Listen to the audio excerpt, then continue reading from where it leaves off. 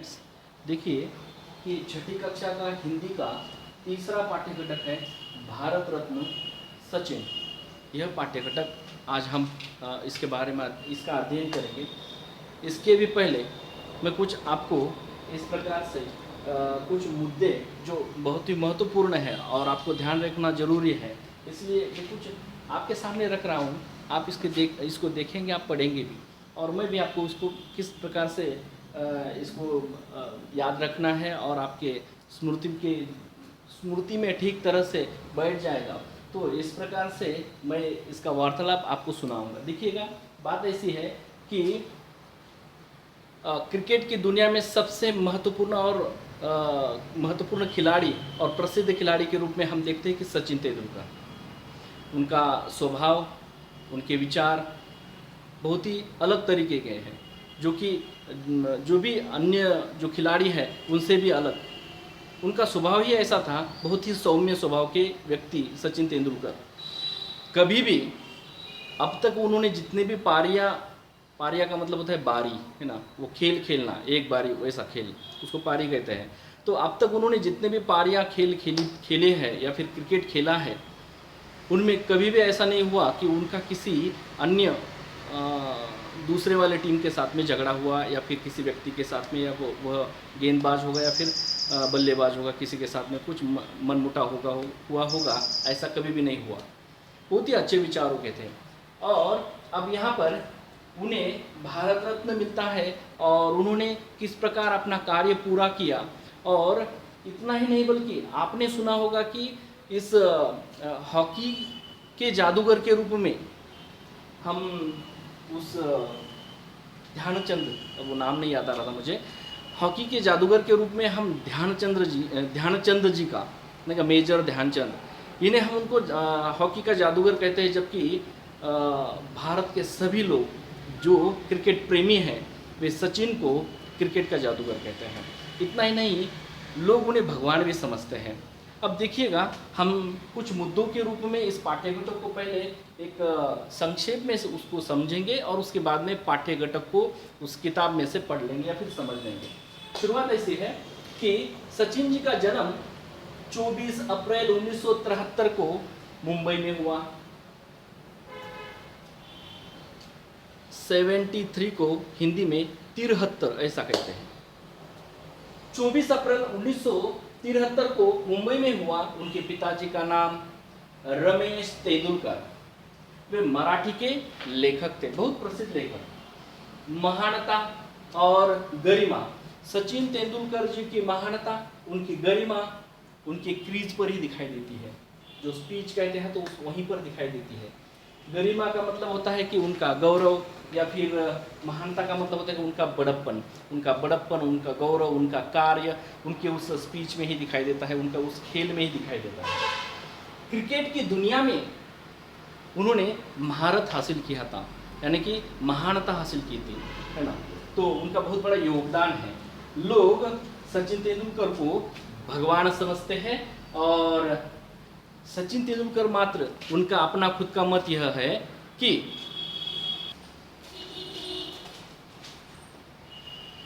दुनिया के सभी क्रिकेट प्रेमी सचिन तेंदुलकर को भगवान समझते हैं क्रिकेट का, लेकिन क्रिकेटर जो सचिन है उनका अपना खुद का मत यह है कि वे कहते हैं मैं कोई भगवान नहीं हूँ, तो मैं आपके जैसा ही सामान्य इंसान हूँ, लेकिन हाँ, मुझे इतना महारत हासिल हुआ, या फिर मुझे यह जो सक्सेस मिल गया, यह जो यश प्राप्त हुआ है, उसके पीछे का कारण यही है कि मैं एक क्रिकेट का सेवक हूँ, अर्थात क्रिकेट का अनुशासित सेवक। अनुशासित का मतलब होता है सभी नियमों का पालन करने वाला व्यक्ति, वह अनुशासक होता है, अनुशासित होता है।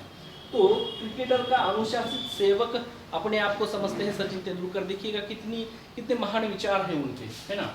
अपने आप को बड़ा नहीं समझते, बल्कि सभी लोगों के समान, यानी कि अन्य लोगों के समान ही सामान्य व्यक्ति ही समझते हैं। वे कहते हैं, उनका 14 वर्ष की आयु में स्कूल में जो क्रिकेट के पारियां रही थी, उस स्कूल में जो यह क्रिकेट का गेम खेला गया था, क्रिकेट के स्कूल में जो गेम खेला गया था, उसमें उन्हें 1028 उन्होंने रन किए थे उसमें। और उनके जो बड़े भाई हैं उनका नाम है अजित। बड़े भाई का नाम क्या है? अजित। तो बड़े भाई के कहने पर उन्होंने क्रिकेट में या फिर क्रिकेट खेलने की उन्हें प्रेरणा मिली थी और क्रिकेट खेलने के लिए उन्होंने उसे प्रेरित किया था। तो सचिन तेंदुलकर को क्रिकेट खेलने के लिए प्रेरित करने वाले उनके बड़े भाई अजित हैं। दूसरा है कि अगला है कि उनकी इच्छा क्या थी, ये जानना महत्वपूर्ण है। तो सचिन तेंदुलकर खुद करके कहते हैं कि मेरी इच्छा थी कि मैं गेंदबाज बनूं, लेकिन मैं तो बल्लेबाज बन गया। तो देखिए, गेंदबाज बनने की जब उनकी चाहत थी या फिर इच्छा थी, तब मात्र उन्होंने MRF नाम की जो चेन्नई की एकेडमी है वहाँ पर उन्होंने अपना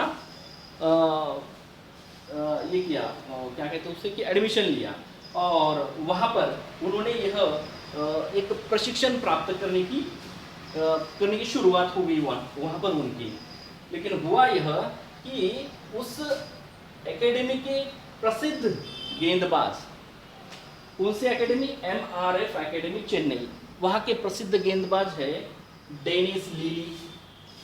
डेनिस लीली ने जब सचिन को क्रिकेट खेलते समय उस एकेडमी में देखा, तब मात्र सचिन के उस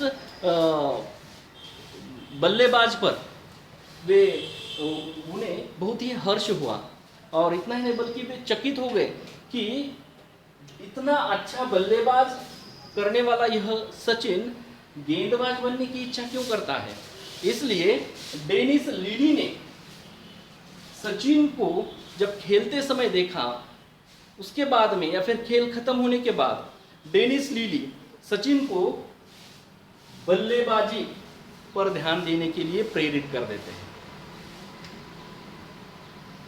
और 19 वर्ष के आयु में उन्होंने सबसे अधिक अर्थात 1000 टेस्ट रन करने का रिकॉर्ड उन्होंने हासिल किया। उसे हम कीर्तिमान कहते हैं, है ना। कीर्तिमान का मतलब होता है रिकॉर्ड या फिर सफलता, यश, सक्सेस। अब हमें देखना है कि उन्हें कौन कौन से पुरस्कार मिले, कितने पुरस्कार मिले, कौन कौन से मिले, कौन कौन से। पुरस्कार का मतलब होता है अवार्ड मिलना, पुरस्कार का अर्थ होता है उन्हें क्या सम्मान मिले थे, वह सम्मान। पहला है कि अर्जुन पुरस्कार, वह मिला था 1994 में। दूसरा है राजीव गांधी खेल रत्न पुरस्कार, 1997-98 के दरमियान मिला था। तीसरा है पद्मश्री पुरस्कार, पद्मश्री पुरस्कार उन्हें 1999 में मिला। और अगला है कि महाराष्ट्र भूषण पुरस्कार, वह पुरस्कार उन्हें 2001 में मिला था। और अन्य है कि पद्म विभूषण पुरस्कार उन्हें 2008 में मिला था। और एक है, और वह है पॉली उमरगीर पुरस्कार, वह 2011 में मिला था। और इससे भी अधिक उन्हें और भी कुछ छोटे बड़े पुरस्कार मिले हैं, किंतु महत्वपूर्ण पुरस्कारों की एक यहाँ पर इतने ही नाम दिए गए हैं महत्वपूर्ण पुरस्कारों में। और सबसे बड़ा, सबसे महत्वपूर्ण और अंतिम तथा लास्ट का पुरस्कार था उनका, और वह था भारत रत्न पुरस्कार। 2014 में उन्हें भारत रत्न के रूप में सम्मानित किया गया था। इस प्रकार सचिन की जीवनी आपके इस पाठ्य घटक में अंकित की गई है। हमने उसका एक संक्षेप में स्वरूप देखा। अब हमें किताब में से उसे ठीक तरह से पढ़कर उसे समझ लेना है।